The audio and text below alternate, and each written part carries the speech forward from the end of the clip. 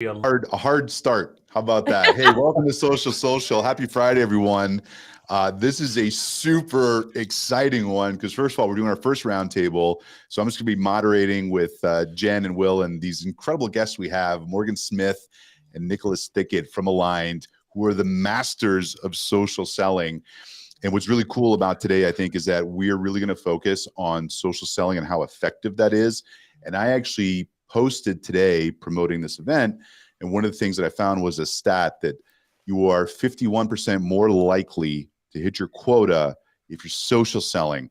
But it sounds like a big idea. How do you actually do that? So that's what we're doing today, is making sure that you actually understand how to actually do this, how to apply this. If you're a sales leader, what that actually looks like. So real quick around the table, we got Jen Allen. Now are you head of community at Lavender?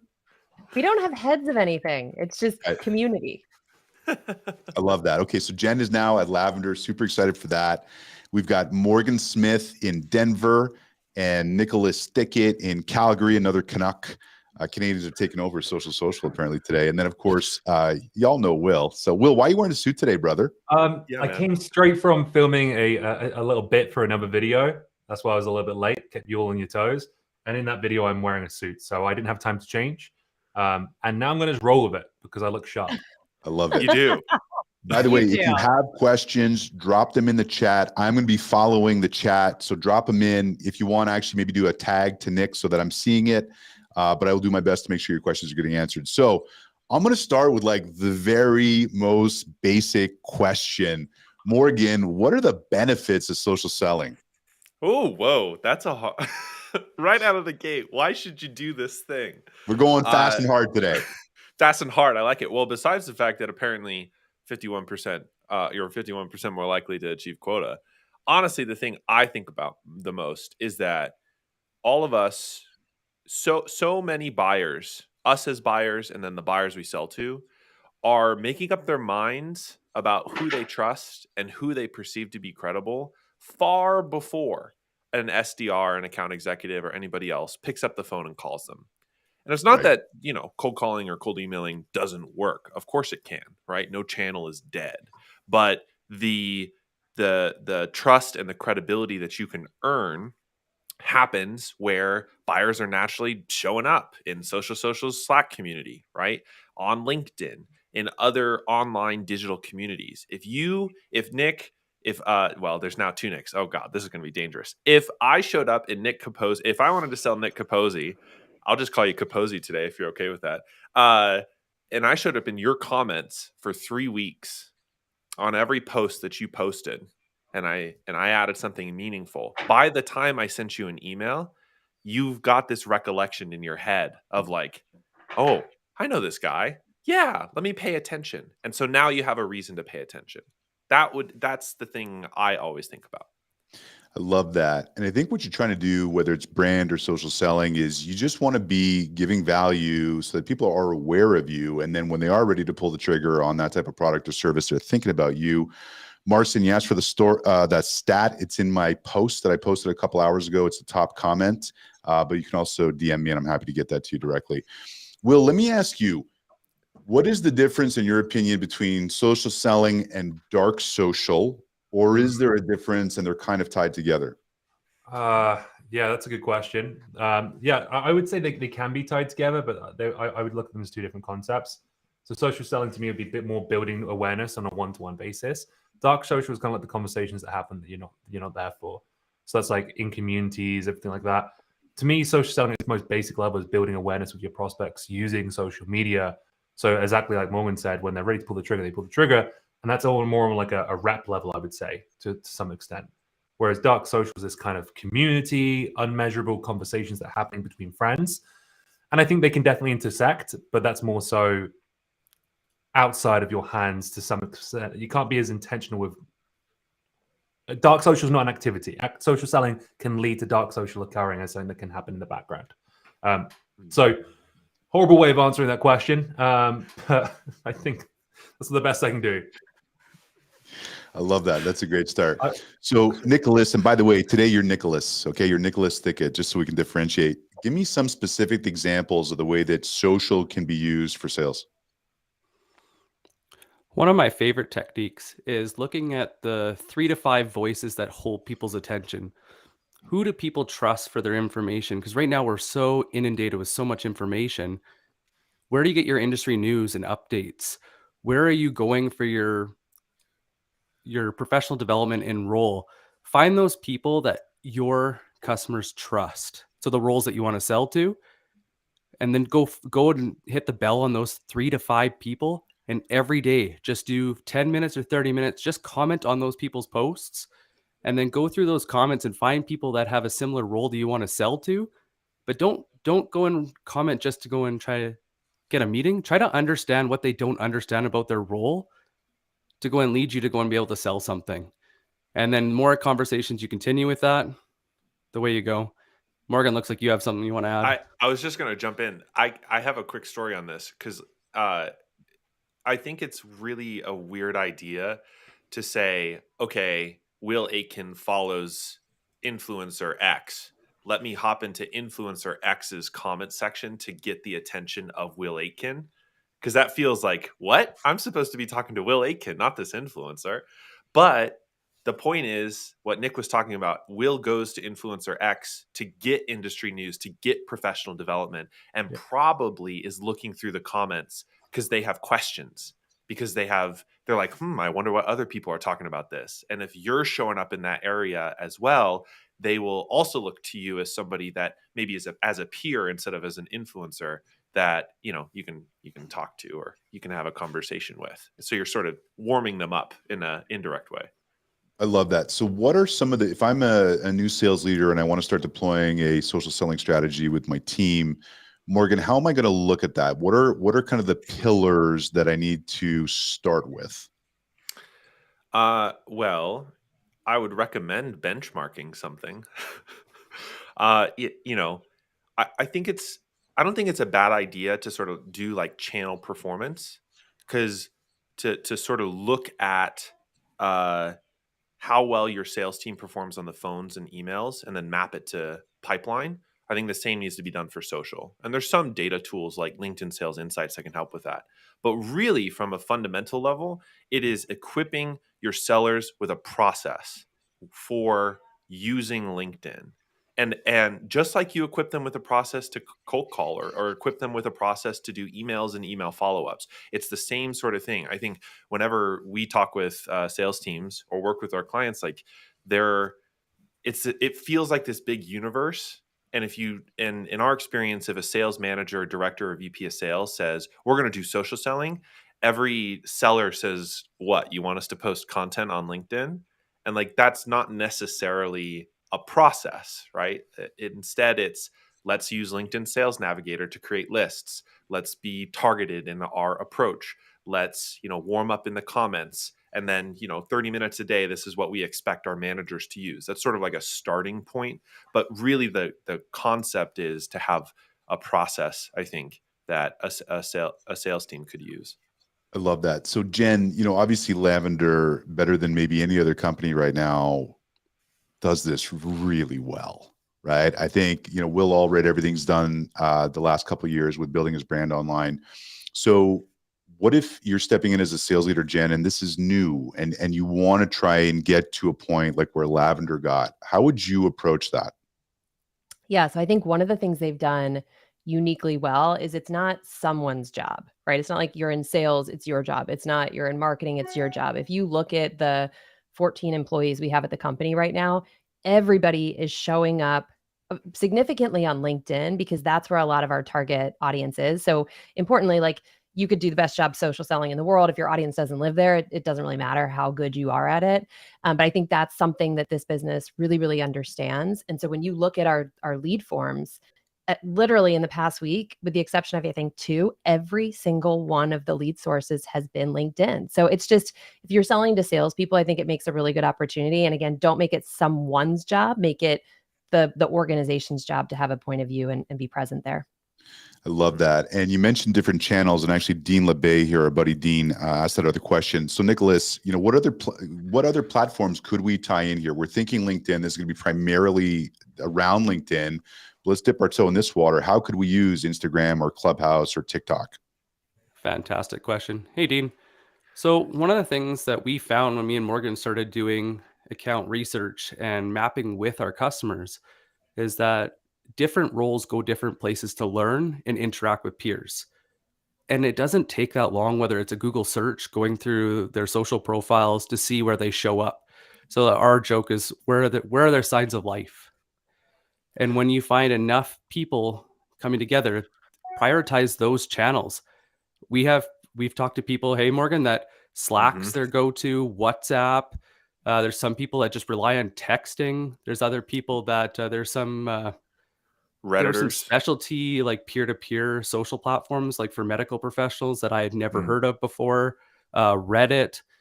But the thing is, instead of playing this guessing game and just picking what you want and what you think is easy, the hard part is scoring those to figure out where they show up. So it's the path of least resistance, because I'd rather be the voice they want to learn from, or be in a place that they're asking questions and they feel comfortable to do that and just chime in. I love that you it. said learn from, and sorry, Morgan, I'll let you follow up in a second, but Will, I mean, that's one thing that you did with Sales Feed, which blew everyone out of the water, was you were giving like so many, it was by TikTok, and you have such a great sense of humor, and now you're wearing a suit. But how do you make all that work, Will? Like, how do you do that? Yeah, I think, like, to be honest, I'm probably like, I think there's the distinction to make between social selling and personal brand. Like at this point, I'm probably deemed an influencer more than a social seller, right? But when I was selling to salespeople, it's more about getting involved in those conversations, and I think it's about like where you can provide value. And a lot of the times, I wasn't providing value to the decision makers themselves. Like I was providing value to the sellers on their team. And so what they were doing were like grabbing my post, copying it, and sending it in their Slack channels to their team. So that like I wouldn't be trying to make content for decision makers. I think sometimes sellers probably don't know as much about, let's say, if you're selling to HR leaders. Let's not pretend that we know as much about HR as these people.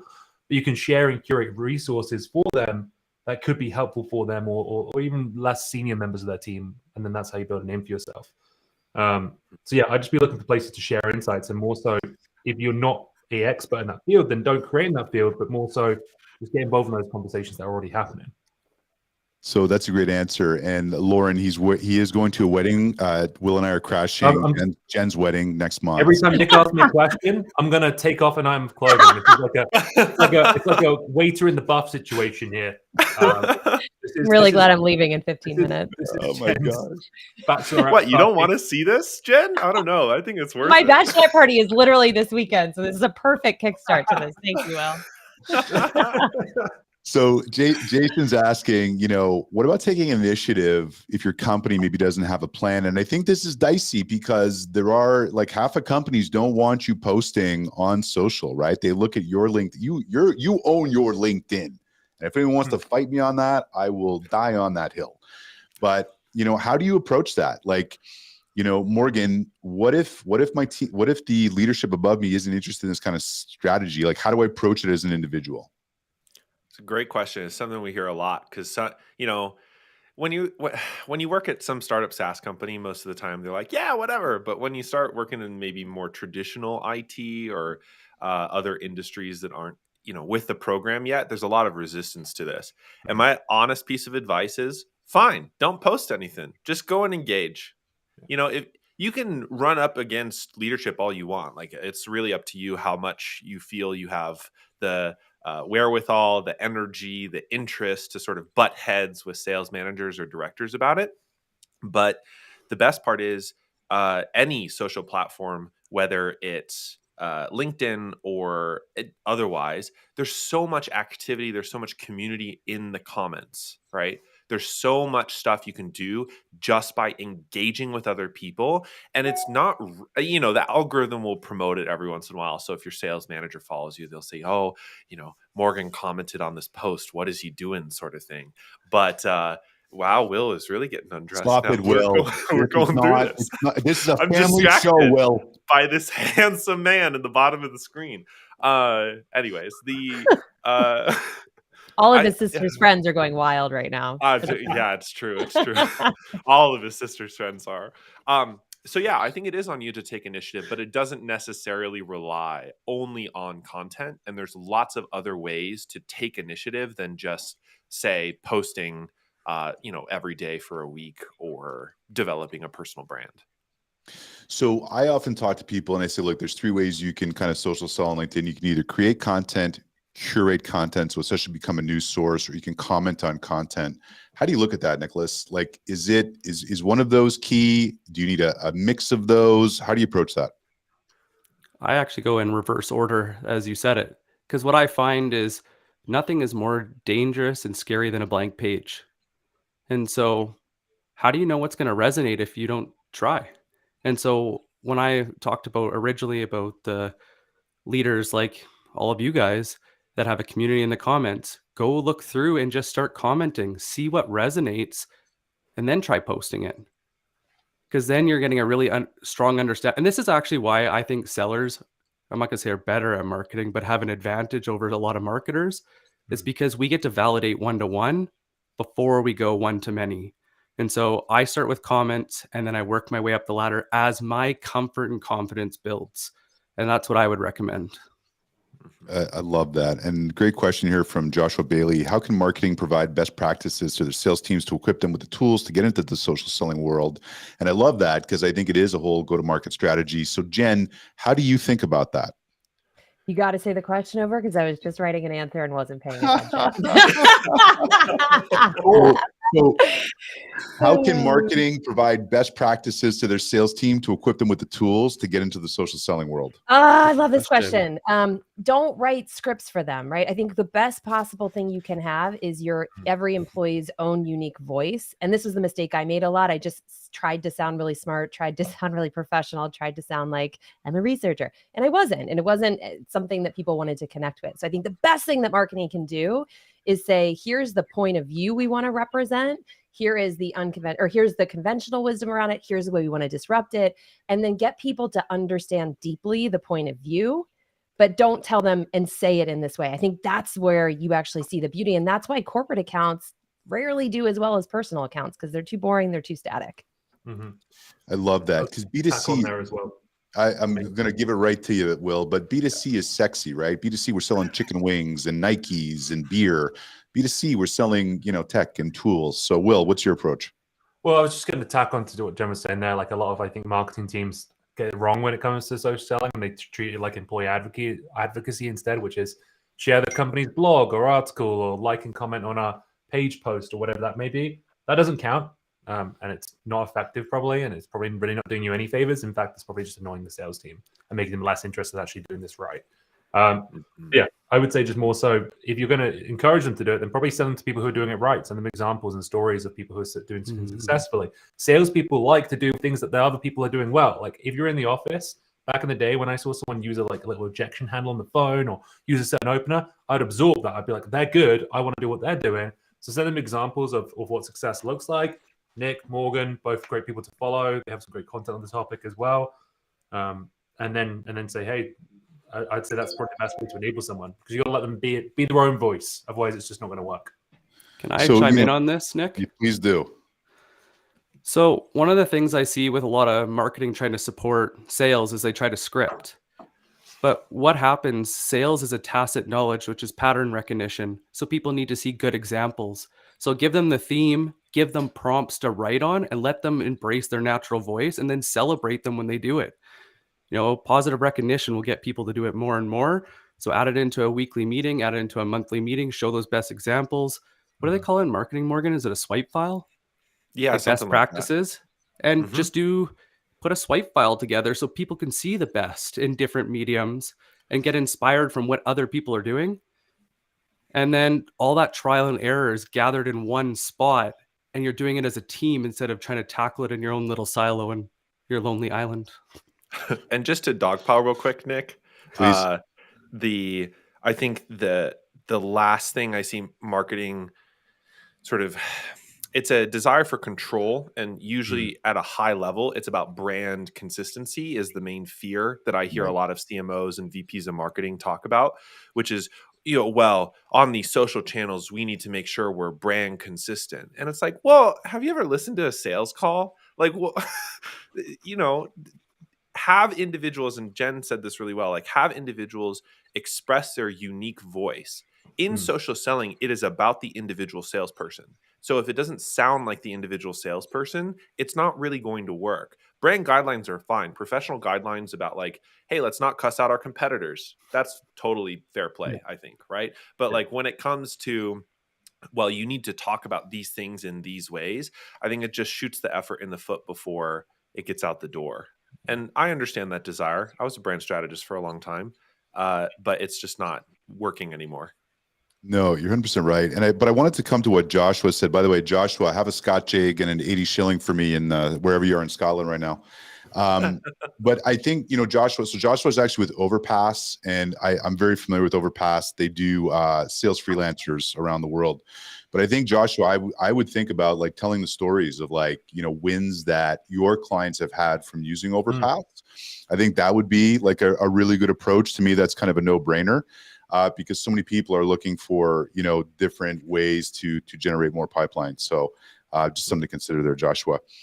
So Jen, let me ask you this. How do you know if your company is actually like a good fit to social sell? Do you have to like look at your team of who you have and analyze it on a case-by-case basis, or can anyone social sell? Oh, I'm glad you gave me a leading question because I would have completely neglected that part of the answer. I think there's two things that are important. One is exactly what you just said. You cannot force people to do something they are uncomfortable with. You should encourage them to try, because oftentimes you never know that you're good at something until you do it enough times to actually make that call. So I would say everybody should try. But if it's unnatural, it's uncomfortable, it's falling flat, don't just keep doing it because everybody tells you got to social sell. So that's piece one. Piece two is, I would say this is something that's I ask this question at sales organizations all the time and they rarely know the answer. Where do your customers go to learn? Right? It's such a simple thing, but when they have a problem, not when they're looking to buy, when they have a problem, is it a community? Is it a person? Is it a channel? Is it an event? Is it a publication? What is it? And then use that to inform, if we ask people to spend time on social, what channel should it be on? And how much should we have them spend? Because if 10% of their learning happens in social, I don't know, maybe you shouldn't social sell. That's my opinion. Morgan, follow up on that. I'd love to hear what you got to say. I don't think I think I don't have anything to add. Jen just landed that plane. Okay. I just read Morgan's guide to prospecting on LinkedIn, so that's where all my good answers are coming from. Sorry. No, I love it. I love it. If you have questions, drop in the chat. I will make sure to get to them. So, Nicholas, how do you navigate like employer resistance and rules of engagement? We touched on that earlier, but what I love about you, Nicholas, is you're very straight and to the point. So, I like, how do you fight that battle? If I was tackling this as an employer, the one thing that people need to see is a standard of excellence. But the thing is, if you're parenting or anything, you don't magically get it right the first time. And so I think employers need to take the responsibility of being the referee and not the drill sergeant. And so if we referee to go and guide people to raising the bar consistently over time, that is how you win. But also encouraging others to share so that it's a team effort, not an individual, because we all saw what the Flames did back in the day, and there's no cup to show for it. So that timeout. That's a hockey reference for those of you who didn't follow. And there's no Stanley Cup banners in Calgary. They're all in Montreal. Just FYI. Sorry, Nicholas. Montreal has banners. 24 of them, pal. I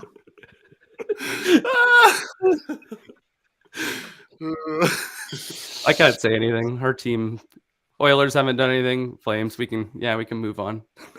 All right. Were you wrapped on that, Nicholas? I interrupted you. I'm sorry. You lobbed me such a softball. I had to take advantage.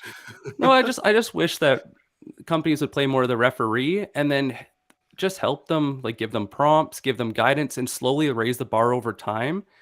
The one thing that I see happen more often than not is, like I was kind of saying earlier, all this is pattern recognition. It's a tacit knowledge. And once we set a standard of excellence and we keep raising it and we keep sharing all that trial and error as we're learning, that's what gets people to go and start from where we left off, not just always starting fresh. So most companies don't save any of that. Nobody talks about how they approach it.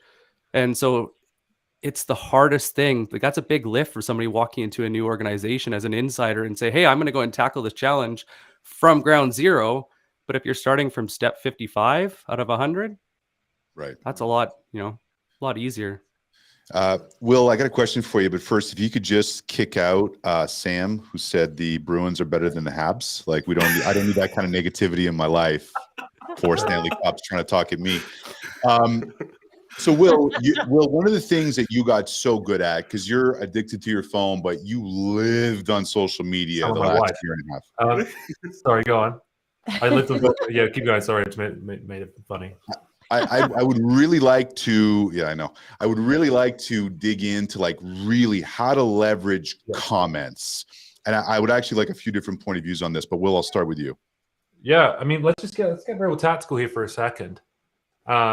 Social selling, right, is like this extra thing in your weapon arsenal of things that you can sell with, right? So you can make cold calls, you can make emails, you can send LinkedIn DMs, which to me isn't really part of social selling. Even though they're on a social media platform, it's more about the commenting, the liking, the being present there. But what you're trying to do is build familiarity and awareness with your prospects so that the other touches can convert, or they can come inbound when they start looking for things, right? So like for me, commenting is like one of the easiest ways to do that, right? You can, if they're posting, especially if they're posting and no one else is engaging, because that's not a good feeling. Like a lot of these senior decision makers at these companies are trying to build brands, but the content's not very good. You can be their kind of like little cheerleader in the comment section there, making them feel special. Guess what? 2 weeks later, when you're the only person who's commented on their post for 2 weeks, you're now their best friend. You're making them feel like they've got something important to say. And you haven't tried and sold in any of those messages, by the way. So to me, if I was going to start from ground zero today and start, I would probably go the commenting route, liking, commenting, engaging as a way to warm up my prospects as part of my sequences over a period of time. And I would probably be either commenting insightful things that I've heard from other customers like them during our conversations, because we as sellers have that luxury of talking to many customers, and probably more customers than they speak to themselves in their space. And the second thing is probably asking them questions to get them to elaborate further, so I can probably learn some genuine curiosity. It's a good opportunity for you to learn more about your customers. I love that. Just real quick, Jean-François, merci, salut la visite. Okay, sorry, I had to get that in there. Morgan, take off from there. I want to hear your thoughts. So I think at a real tactical ground floor, we often talk about like 4 frameworks to use for a comment. Because the least useful comment is great post. So the more that you can do to avoid great post, the better off you will be. Thanks for sharing is one step above great post. So we're going to gradually work to the top tier here. So these auto-generated prompts that are basically on your LinkedIn, the right, thanks, comma, name. Yeah, that's not worth the time. Because think about this. Instead of thinking about it as a response, think of it as trying to kickstart a conversation. So they just said something interesting in their post, or you hope they said something interesting in their post. How do you continue that conversation? Well, one, you could ask a question so you could get curious, right? Wow, really love this insight. It's a listicle. Number 5 really speaks to me. What do you think about this? Okay. Number 2 is first to insight. So do you have something useful to add to this conversation? Can you add something, extend the conversation with something insightful? You know, I talk to a lot of directors like you, and they keep on bringing this up, and it's something unique or a unique perspective. And you could tie in a question to that, or like, it's something I see a lot. Click, publish. Third is a tag team, right? Tag somebody in. You don't have to do this all by yourself. And ideally, if you are active on the platform, it's not necessarily just people from your company. It's not just folks in your social selling squad. It could be somebody else that you've met on the platform. Be like, hey, have you ever thought of this? And tag somebody in. You can use that with prospects when it's the right time. It's a little dicier. And then lastly, my all-time favorite is the joke comment. I've won a lot of meetings off of writing jokes and comments. It's dicey because it's all written, so emojis are your friend. But the more that you can communicate that it's funny or it's supposed to be deadpan humor, I think the better off you'll be. I can't tell you how many times that I become the top liked, the most referenced comment because I did something funny, and I wasn't even trying to be funny, but I didn't want to just say great post, right? Mm-hmm. I think another way too, Nicholas, and I don't think anyone covered this. If we did, I apologize. But Nick, I think that there's also a lot of people asking questions in the comments, right? And I think that is a massive opportunity that frankly, most people don't think about. And I think that's gold. You want to expand on that? Yeah, like one of the things I noticed is as more people showed up in my comments, it was really hard to get to all those comments as well.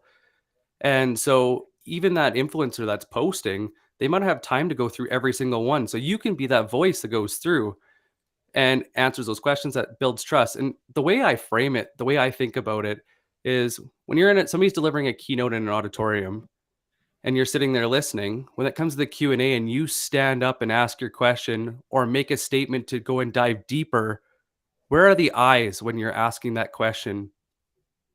They're on you. So you're contributing, you're being part of that conversation. So you're adding value.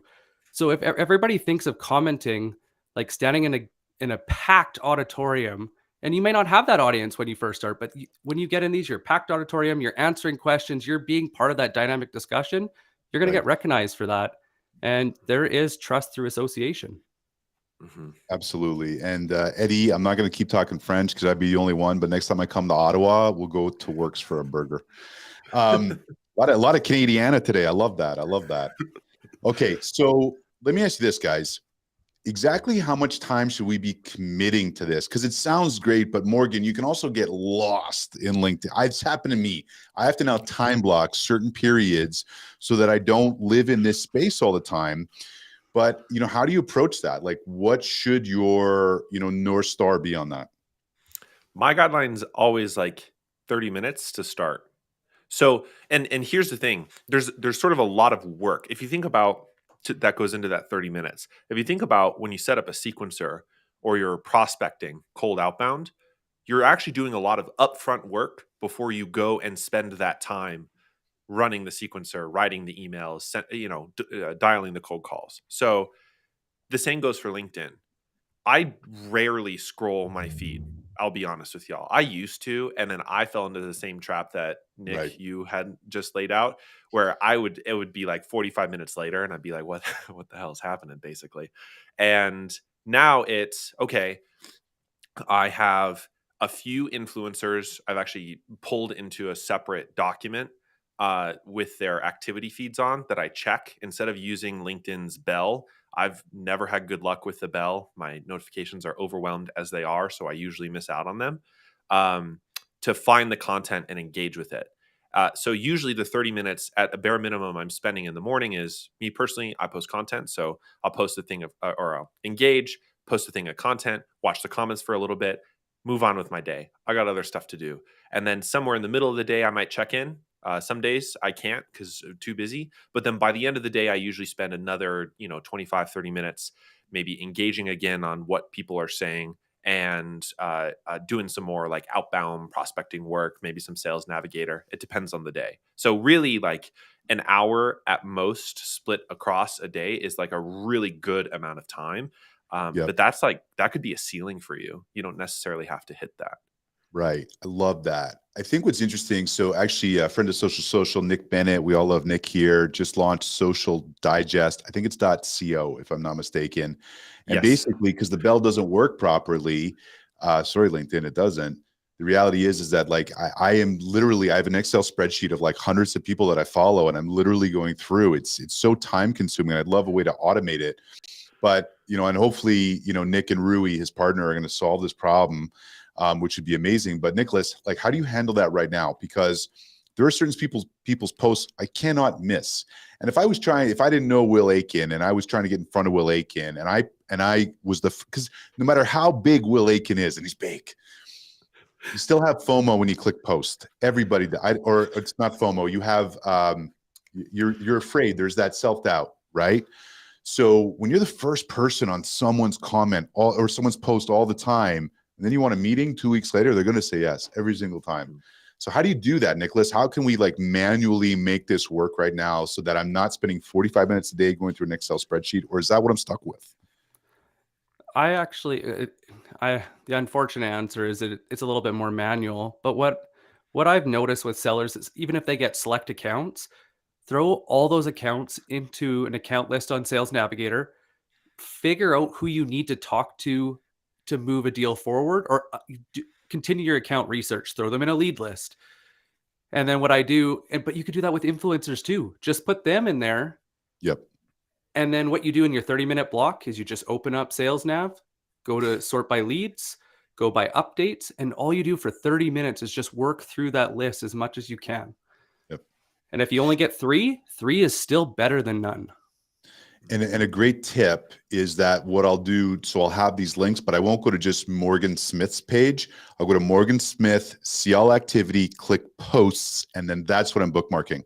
So I'm saving those 3 clicks every time, which literally is almost as much time as I'm going to spend on going through Morgan's posts. So very efficient. Morgan, you got any tips on how to handle that, or did Nicholas cover it? No, I think that's about it. It's pretty manual for now. I'm sure somebody will come up with something interesting within the next. Nick Bennett solving a problem. I love that. I know, right?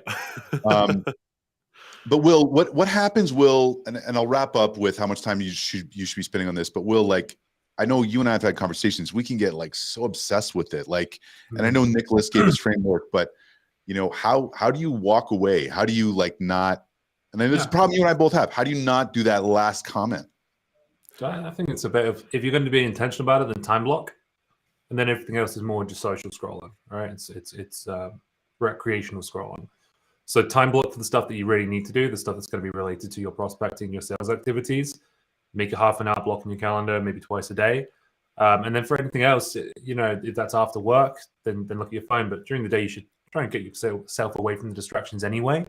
You know, I live on LinkedIn. I'm a content creator. It's like my whole job. So I'm probably a little bit more guilty of this than other people, but I can pick up my phone at 7 o'clock at night and there might be a post there. To tack on to what Morgan and Nick were saying as well about, like, if you want to see a certain person's post, if you start engaging with the same people over and over and over and over again, LinkedIn's algorithm is actually remarkably good at kind of showing you their content. People like them from there. You really need to put in the work up front to engage and like let the algorithm know what you want to see. I've never had the bell on for Jen. Sorry, give me a second. I'm trying to turn my notifications off because turn that bell off. I'm going to turn the bell off. Now the bell's working. Eh? I put do not disturb on real quick.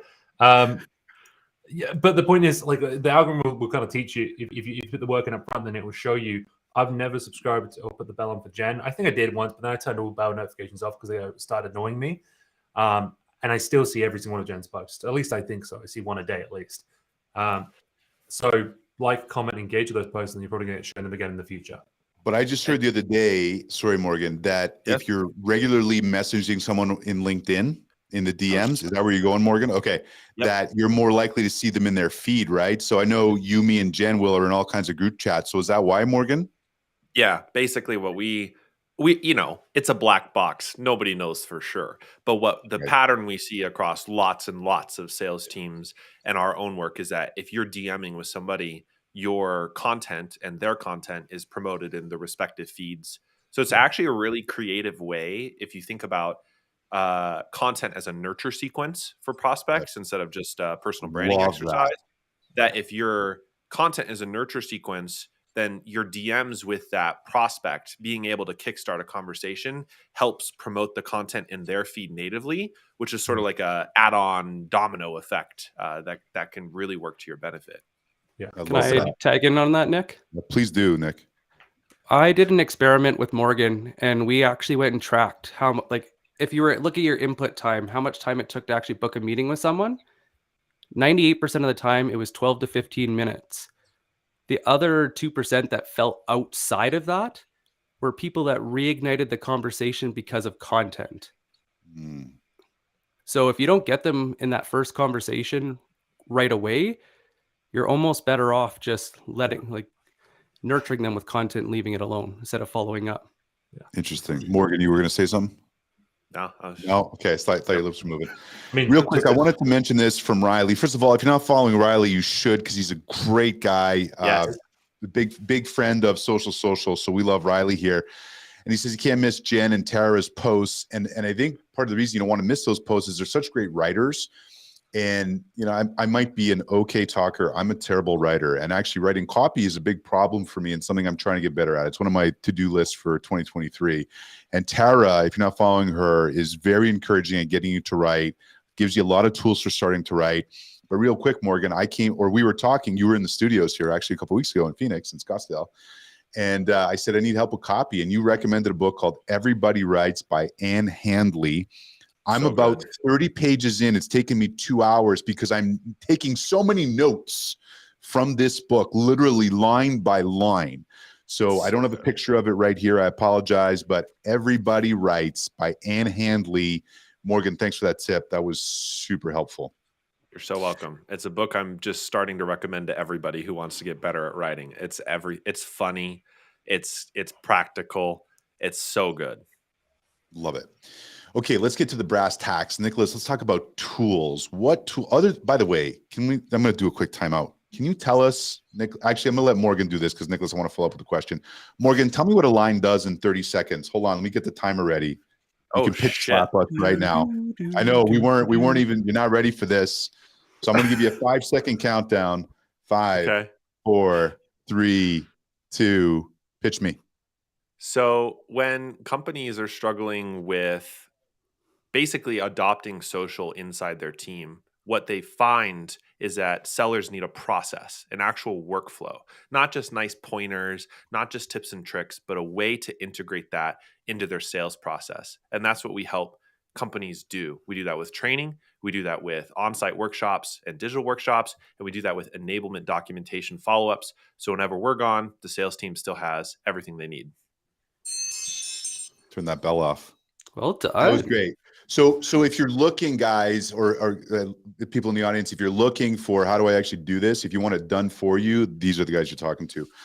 So Nick, back to what I was asking about the tools. Take me through the tools. I want to do it myself. I want to take a stab at it myself. By the way, Will's off camera because he's eating right now and I can see him off. Buddy, I don't know how you put that whole burrito in your mouth like that. I mean, that was like 45 seconds. You downed a whole Chipotle burrito. So I'm a big guy. You know this. But Nick, back to the question, what tech do I need to really put fire or gas on this fire? I only recommend getting Sales Navigator only because going back to Will's point earlier about not getting lost in feed is I try to go and set up all my workflows in Sales Navigator and then I leave my personal scrolling to LinkedIn so that I can just stay focused. And the other way you can do this is if you have, whether it's with your Microsoft or Google Docs, is just create a doc that takes you through steps 1 through 10. And say you're going to follow up those people's posts, put the hyperlink of their activities above that and just click your way down and then follow those prompts and away you go. Like you don't need a lot. I think that's why so many people don't do social. I'm sorry, that was really interesting, but you went through it really quick. Can you please reiterate that? Because I think that was very, very valuable. Yeah. So what we like to do is we like to go and create a document that is like a step 1 through 10 that is very simple for anyone to follow.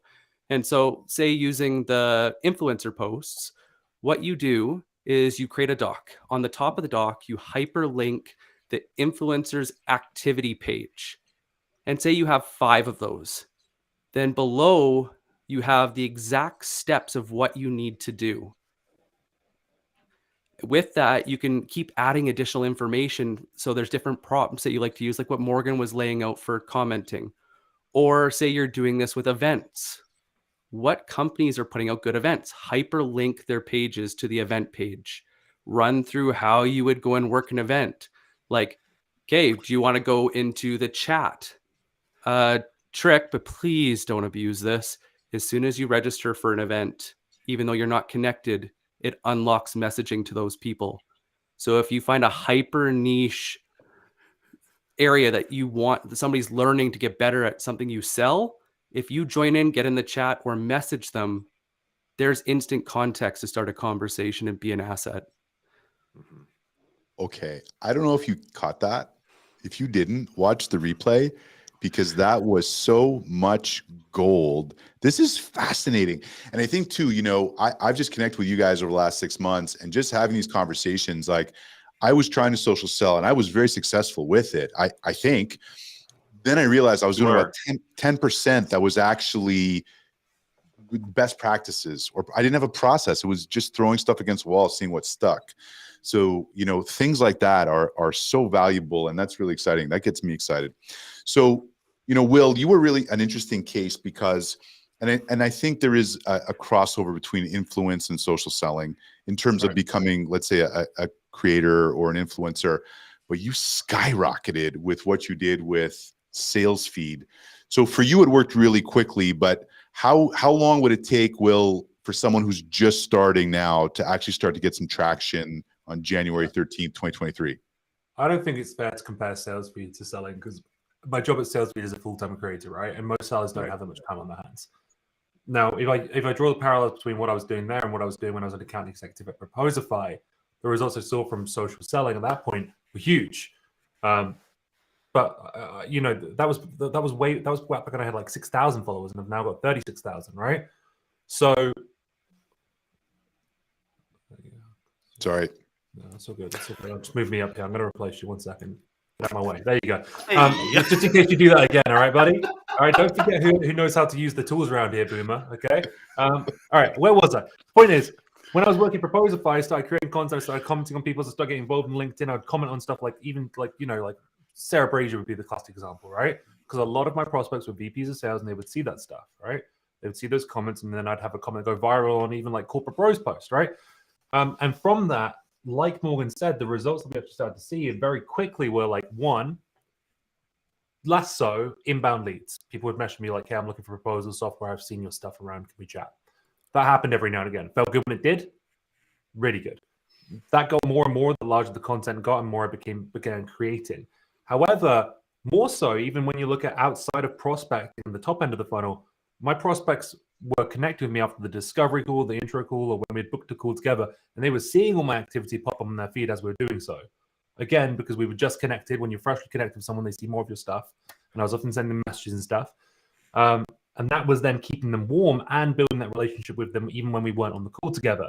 That, to me, is another massive impact of social selling, is building trust with prospects who are already in your pipeline, building awareness. So that way, between calls, sometimes up to a week, maybe even 2 weeks, ideally you're not booking next steps 2 weeks out, but between then, they'd see a couple of my posts, maybe a couple of the comments I'd made, and then when we jump back on the call, they were like, hey, Will, you know, there was a little something more to them because they felt like they knew me a little bit better. I built relationships with them even when we weren't on the call. I think that's another massive impact of social selling. It's building awareness and relationships, not only with the top of the funnel, people who don't know you, the people who you're already talking to as well. So funny story of how this actually applies, because Will, I did a tour in June for DemoStack. I was on the road for 30 days and Will traveled with me, and Will had not left Canada like since COVID happened, and I had been everywhere. So we did this event at a WeWork in Denver, and there was like 10 of us outside, you know, shooting the breeze. And this guy, this big guy, I'm a big guy. People don't realize I'm a big guy. I'm standing next to Will. Will's even bigger than me. And this big guy comes up and he's like getting like next to Will and like staring at him. And I'm like, is this like an unhoused guy? Like, am I going to have to have a hockey fight here? And he goes to Will. He's like, are you that sales TikTok guy? Are you that? And Will was like, yes, I am. Nick, get this on video. Get this on video. So true story. And that was Will's genuine reaction. Can I actually dogpile on that idea, Nick, real quick? I think there's really two. I think we often confuse attention for credibility, which is why there's a lot of focus on like personal branding, getting followers, getting engagement, because it's like, oh, we want attention, because the more attention I get, the more credible I'll be. And that is not necessarily the case. All right, it's a Venn diagram. There's definitely some overlap here. I think the reason Will is credible to a lot of audiences because he's actually giving a long-term reason for people to pay attention to him. And that's being consistent, being generous, being building trust, delivering value. Like all of these things that are built up over time are the reason that people continue to pay attention to Will and pay attention to you, Nick, because that's how you're showing up. But that's not necessarily the same thing as, oh, I'm going to go get a lot of attention. I can go get a lot of attention tomorrow, right? I could post some hilarious clickbaity thing and get all of the engagements and likes that I want, but that's not going to serve me anything, right? It's just attention. It's not really credibility. By the way, if you're in the audience and you're not connected to one of the four of us, when I'm on a webinar, what I'm doing in that webinar is A, I'm connecting to the speakers. Hey, watching at this thing. B, I'm connecting to everyone who's commenting regularly, right? So if you haven't connected with the four of us, may I highly suggest you do that. So let's talk about now actually engagement. We only got about 8 minutes left here. Let's talk about like really good engagement, Nicholas. How do you handle that? How do you make it so that you're sticky and you're actually developing these conversations you want to have? You know, how do we get past the nice post? So I'm actually going to go and give Will credit for this, because he made a comment few months back about how to go and capture really good content. And it tied to something me and Morgan learned through a content course of you're continuing the narrative that somebody has in their head. And so writing down those key moments that there's a switch, that somebody just gets it, write them down and have them handy as you're commenting and use those. You don't have to recreate the wheel. You'll find that a lot of the time there's 3 to 5 prompts that you can reuse over and over.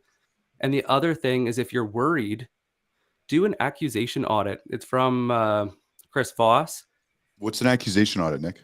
It's, you think about what are those questions that people would ask you to challenge you, because a good champion's going to challenge you. Oh, interesting. And so what you're doing is you're mapping out that conversation before it happens, so you have different ideas of where to take it, and it allows you to dive deeper and add value instead of great post. Yeah. Morgan, you want to follow up on that? Because I you know, when I look at your content, I find you're really good at that. Well, I appreciate it. I would say the actual principle comes back to something Nick half coined, which is vampire sales. So in folklore, vampires weren't allowed into your home unless if they were invited in. And so we think the same, at least on social, should apply to your pitch. You're not allowed to pitch unless if you're invited to.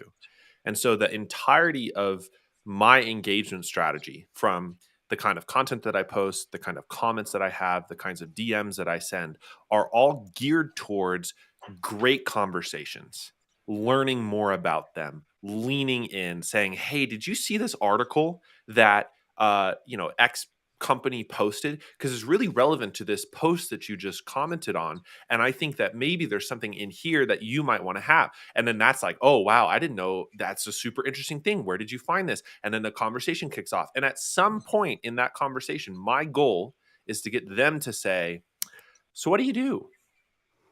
That's the invitation. That's it. And if I can orient all of my content, all of my engagement around getting to that moment where instead of it's on me to say, hey, you should pay attention to me, but instead it's on them to say, okay, you got to tell me what you do, it just transforms everything. It just changes everything about the way that I approach social. I love that. Will, looks like you're just dying to say something. No, Or it's maybe the like- burrito's not sitting well. When I you don't make know. me think of stuff, right? Like, it's like real life, right? When you're talking to someone, let's just say you're at a bar and you meet someone, you chat to them, and you show interest in them. Eventually, when you show enough interest in them and you have a good conversation, you're listening, there is an instinctual need for them to go, so what about you? What do you do? Right? That will come. That will come. But you wouldn't walk up to someone and just tell them what you did if they didn't ask. Yeah. So cut that out, right? Make it about them. Make it about that. You know, it could be even be like, sometimes someone goes, yeah, I went to the Yukon. I'm like, no way, there's actually a place right near Yukon. Don't hijack their story, but that's like a good addition. Like, think of it like a comment. So like, if you treat social like an actual social interaction, you can have a much better time. Don't act like someone who doesn't, like you wouldn't if you weren't directly in front of them, right? So again, more analogies, but that conference analogy, standing up and asking questions, that kind of thing. But you know what? It's so great because I'm in like a co-working space here. We have our studio in Scottsdale, but we're in a co-working space. Every time I'm in the elevator, you know, and someone's like, hey, good morning. I'm like, hey, how you doing? Good day? Cool. Yeah. What do you do? I was asking, what do you do? Because it lines me up to say what I do. Right. So it works. All right. We got a couple minutes here. We got to wrap up. If you have a last question, drop it in. Otherwise, let's talk about Sales Navigator. And I cannot stress this enough. When Morgan was here in studio and he's just blah, blah, blah, blah, blah, blah, blah, blah, about Sales Navigator, I'm like, show me. And mind blown to a way that I'm like, I obviously have a rudimentary idea of how to use this tool. But because these guys like have it mastered. But Nick, how do I do I need a Sales Navigator license to social sell? Is that like a prerequisite, spending like the $90 a month? No, not at all. It is a good idea if you want to just go and up the ante and be more efficient in your time blocks. But the reality is it's still sales. And I think this is the one thing that everybody forgets when we talk about social selling. They hire me and Morgan to go and add social to their tool belt. But the reason why they're adding social to their tool belt is because their emails and cold calls aren't working like they used to. Well, why not? Well, when you you dive into that, it's because there's no account research, there's no mapping, there's no nothing. So if you're doing all the proper steps, account research, building a strategy, figuring out where these people show up, then you can just use LinkedIn and search. And there's lots of fun ways, like the event hack I was talking about, the influencer hack, social listening. So you can go and search terms and just go find those people. But I will say the biggest limitation is, are you given accounts that you have to go and hunt, or are you given freedom in a territory to go and prospect the way you want? That's the biggest That'll thing. change everything. Yeah, I love that. Guys, we're going to wrap, but I got two quick things here. So Morgan, Joseph is asking, how do you guys use sales? Have you guys used Sales Insight? That was, you showed me that and it blew my mind. Send me a DM. Yeah, that's a long That's the combo. short answer. Send me a DM, Joseph. I'll show you some cool stuff you can do with it. It is a big platform. And I will say, Nick, real quick, before this other question, if you haven't watched Will Aitken's Sales Navigator Masterclass video on YouTube, you should. It's on Sales Feed. It's very good. It's such a good video.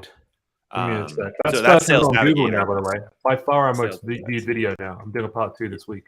Well, it's hands down the best one that's on YouTube, because you actually showed it and you broke it down. Nobody else did that. No, let me grab that and put that in the comments of the old cheeky live, just in case anyone's known. Yeah, do that. And then real quick, guys, just to wrap. So question from Chris Bogue. I know the answer, but should I post daily content on my LinkedIn company page as well? I mean, hells yes. Yeah. Does anyone disagree with that? I'll post more than once a day. To be honest, if you have the time and capacity, post as much as you can. To be honest, that's always my response to anyone who I have. Whenever anyone asks me, how much should I be posting on TikTok? How much should I be posting on LinkedIn? As much as you can without burning yourself out, because ultimately it gives you some more shots at bat. Just make sure you focus on the quality and don't overdo the quantity. I see so many people who post every day, and the quality of their post just goes down and down because they're running out of shit to say. So as long as you can show up and give quality stuff, post as much as you can. I post on Sales Feed. I try to do 3 times a day. If you don't know what to say, ping me. Like, I'll give you a 5-minute tutorial on what I've repeated this on dozens of podcasts, like my technique for that, but it's super easy to take what you want to say. Real quick, guys, Morgan, where can we find Aligned? Well, mostly on LinkedIn. You can come connect with us, search our names, connect, send a hello. You can also find the B2B Power Hour, which is our weekly live show, and podcast with a bunch of resources for not just social selling, but go-to-market and B2B sales and marketing. That's also on a LinkedIn page or b2bpowerhour.com. And Aligned is getaligned.co. There's not an E somewhere in it, but the easiest way to find it is you just go to my profile, and then you scroll down to my experience section, and then you find the little company entry that says Aligned, and then you click it, and then you click visit website. That's the easiest way to find Aligned, Nick. Or you just go to Get Aligned and you just take the E out of Aligned. Appreciate you guys. Will, do we know what we're talking about next week yet? Well, let's have you got a minute, Nick? We've got 1 minute left. Let's have a vote. We've got 2 topics. I'm juggling between. Number 1, how to go viral. Or number 2, ultimate social media tech stack. Would you like to learn about sales tech and hardware and software, or how to go viral and make it go viral? Drop either viral or tech in the comments, please. In the comments, viral or tech. That's a hell of a poll. Yeah, that's one hell of a poll. Listen, Morgan, Nicholas, appreciate you guys. Super fan over here of you, and super fan of everyone here who's at Social. This is when Will, Jen, and I got this started. This has taken off way more than we thought. The Slack channel is so active, it's shocking. So if get in there, there's so many great conversations. I'm learning so much, and the reason Will, Jen, and I built this was we wanted access to the best ideas in think tank. And this has become way better than we thought it could be. So, Will, I'll let you go through the comments. It looks actually pretty close on viral and tech. It's looking neck and neck here. Regardless, if we don't do the viral one next week, we'll do the tech one. We'll do the next 2 weeks are going to be those 2 topics. This is. I'll actually do a count and figure it out. I think tech's winning right now. Actually, it's close, right. Pretty close. Appreciate y'all. Nick, love you. Morgan, love you. Will, love you. Social followers, love you. Have a great weekend, everyone.